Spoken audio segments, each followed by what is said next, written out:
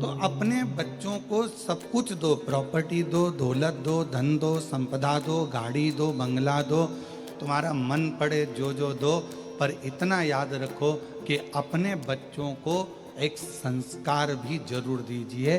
संस्कार का होना बहुत जरूरी है।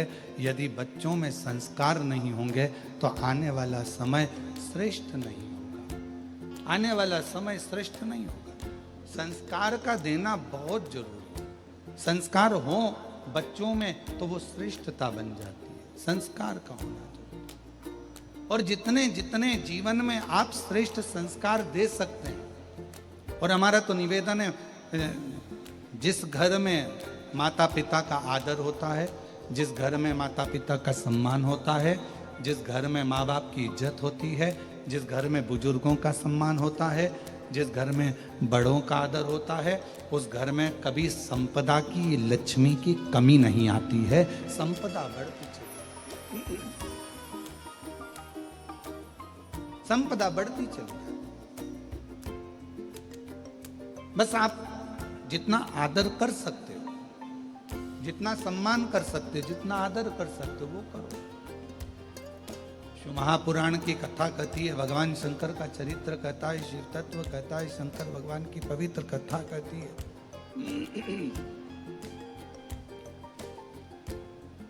पितृलोक में जैसे ही भगवान देवाधिदेव महादेव का आगमन हुआ,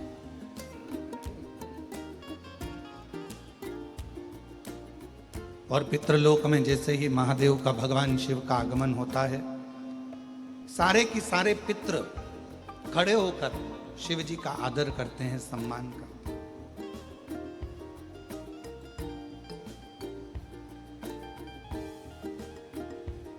अब कितनी सुंदर बात कही है।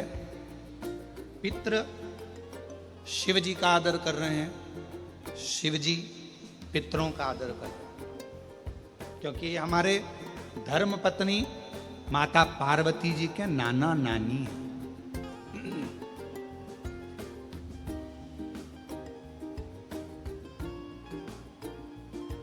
खूब आदर किया, खूब आदर।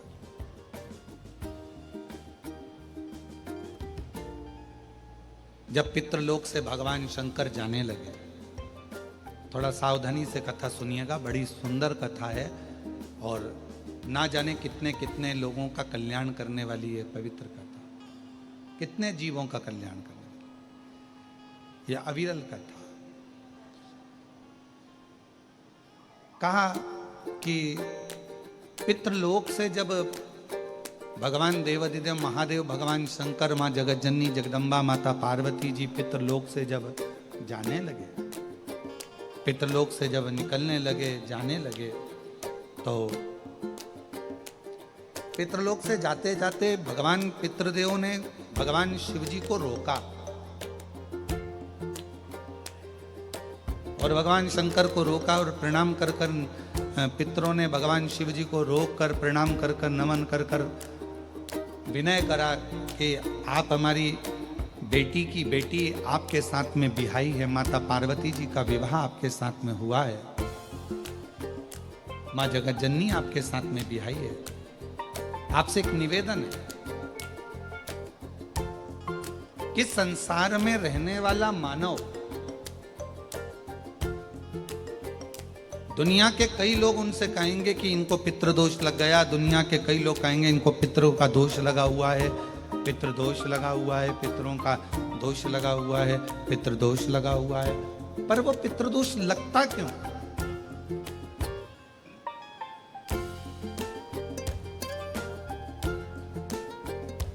पितृदोष लगने का कारण है क्या? आपने अपने गए हुए पूर्वजों के लिए तर्पण भी करा, पिंडदान भी करा, तिलांजलि भी दी, ब्राह्मण का भोजन भी कराया, सब कुछ करा, जो आपसे बन सकता था आपने सब कुछ करा, सब कुछ। फिर पितृदोष कैसे लग गया? फिर पितरों का दोष कैसे लग सकता है? तो पितरों ने तुरंत भगवान देवाधिदेव महादेव से कहा कि संसार सागर में माता पिता के रहते हुए उनका आदर ना कर पाना, या माता पिता को जब प्यास लगी उस समय पर जल प्राप्त ना हो पाना, या किसी न किसी रूप में माता पिता के पूर्वजों के आदर से वंचित रह जाना, फिर माता पिता के चले जाने के बाद, बुजुर्गों के चले जाने के बाद वो दोष घर में लग जाना पितृदोष की संज्ञा में आना। और पितृदोष के 4 लक्षण सबसे प्रबल है। ये कोई भी अनुभव कर सकता है पितृदोष के 4 लक्षण में। पहला लक्षण है 1 रुपया कमाओ, 1.25 रुपये खर्च हो रहे हैं, समझ लेना पितरों का दोष है।